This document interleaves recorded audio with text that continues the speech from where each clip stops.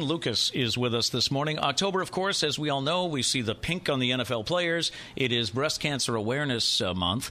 Geralyn Lucas is the author of Then Came Life, Living with Courage, Spirit, and Gratitude After Breast Cancer.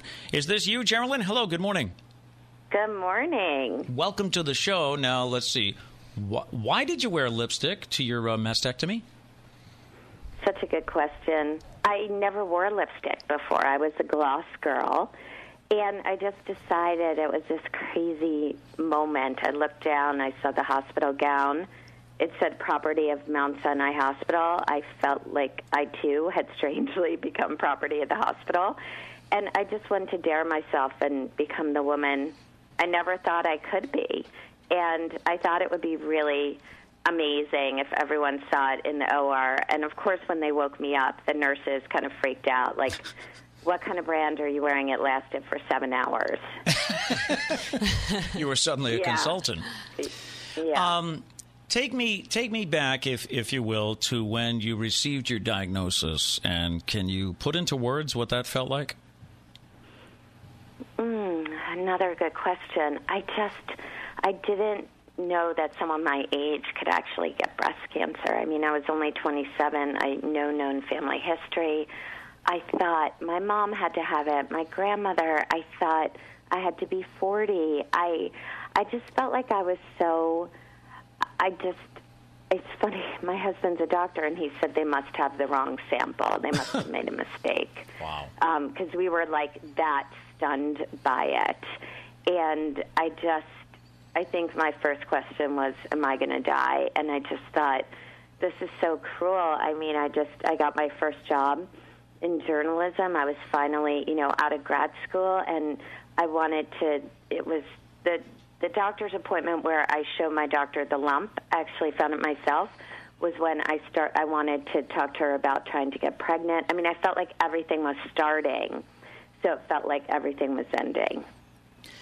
Now, explain the significance of the title of your book, Then Came Life?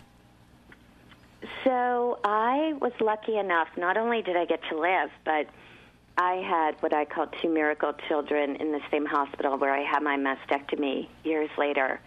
A lot of doctors said it was too dangerous to get pregnant, that I'd have a hormonal surge. A lot of doctors told me I'd never even have the chance, that I would go into menopause after 6 months of chemotherapy. They couldn't bank my eggs. So, I mean, life, kind of the absolute life of being able to have children and breastfeed with one boob, and I mean, it was crazy.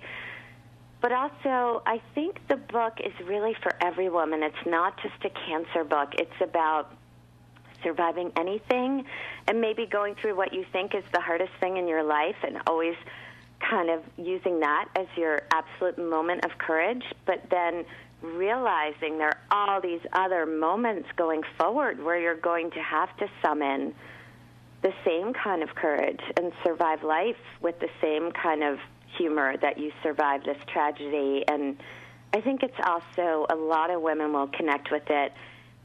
It's really about how do you, the echoes of something that happens in your life that maybe you weren't prepared for, and just how you dealt with that and how it informs your life going forward. We're talking to Geralyn Lucas, who is the author of Then Came Life, Living with Courage, Spirit, and Gratitude After Breast Cancer. Diagnosed with breast cancer at 27 years old. Now, have you found out since then, does this happen to other, how unusual was your situation? Well, I'm so glad you asked that, because sadly it's not that unusual. And we don't know if it's better detection or better awareness or actually an increase, but there are women in their 20s and 30s and 40s getting breast cancer. Of course, it's more common when you're older, and that becomes a greater risk factor. I just sat last week with a 23-year-old who was diagnosed.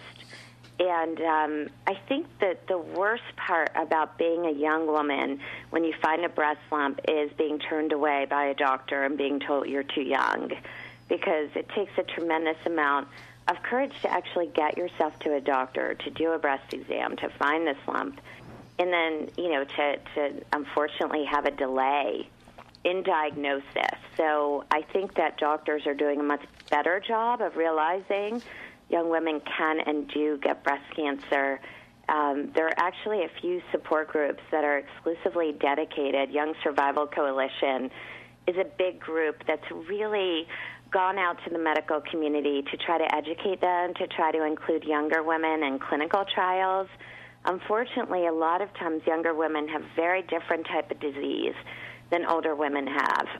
It's more common to have estrogen-negative disease, which can be a lot trickier to treat. That's what I had. And again, oncofertility is a new field where they're trying to figure out how do we bank eggs before you go through your chemotherapy so you can, delay this kind of part of your dream that you wanted to do. So unfortunately, we are seeing young women with breast cancer. It's not that unusual. I think it's so wonderful, though, that you bring these issues to light, especially the fact, as you said, about storing the eggs, because this issue probably was never even thought about or talked about before you brought it up. I mean, as far as women with cancer. Yes, So I'm a 19-year survivor, which is hard to believe. Congratulations. And, thank you. All I wanted to do was hit 30. And I felt like the reason I wrote the first book was I just felt like I didn't know any of this. And I had a job in communications. It was almost a responsibility to share it and to provide hope and to tell not only younger women, younger women especially, but it was kind of the book I wanted to read when I was diagnosed. No one ever told me kind of the truth about a lot of it, like losing a nipple and getting a new nipple and, all these kind of things that aren't really talked about. But I think that Then Came Life is it's such a responsibility, too, to let people know kind of what happened after and that I'm still okay. And by the way, I just want to say that, a lot of times people will say to me, oh, you're still alive, you're so positive.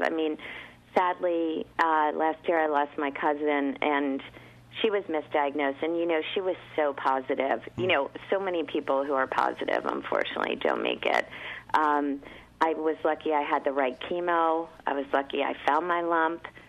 I was lucky, So I talk about that in the book, too. I talk about not only, having new life, but losing life. And I think it's the full spectrum of living that's covered. Do you have a website, Geralyn? I do. You could just find me.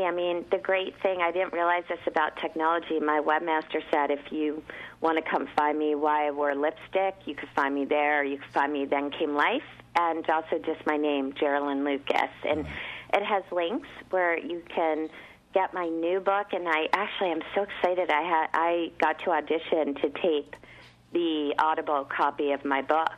So I won the audition. Can you believe I got to read my own book? You got the audition to be the voice of your own book. That's a good. I'm sure that doesn't always happen that way, though.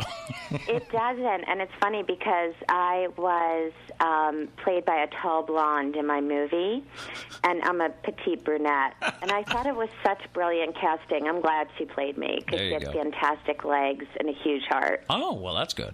Geralyn, thank you so much, and continued good health. Thank you. I really appreciate you spreading the word. It's going to save lives.